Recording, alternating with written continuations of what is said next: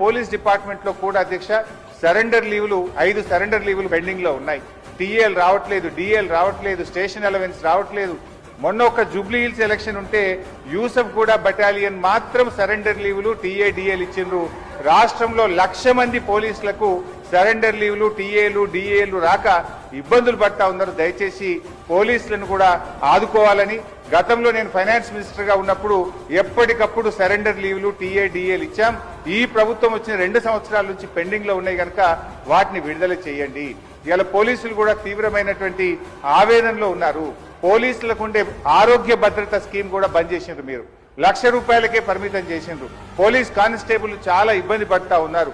ఆరోగ్య భద్రతను పునరుద్ధరించండి, గతంలో మాదిరిగా కార్పొరేట్ వైద్యం పోలీసులకు అందించాలని చెప్పి కోరుతూ కాంగ్రెస్ పార్టీ ఎన్నికల మేనిఫెస్టోలో తక్షణమే మేము ఉద్యోగులకు పీఆర్సీ ఇస్తాము, పెండింగ్ డిఏలు ఇస్తాము, బకాయిలు ఇస్తాము, ఓపీఎస్ తెస్తామని మాట ఇచ్చి ఈరోజు కాంగ్రెస్ పార్టీ 2 ఏళ్లైనా అమలు చేయకుండా మోసం చేస్తా ఉంది.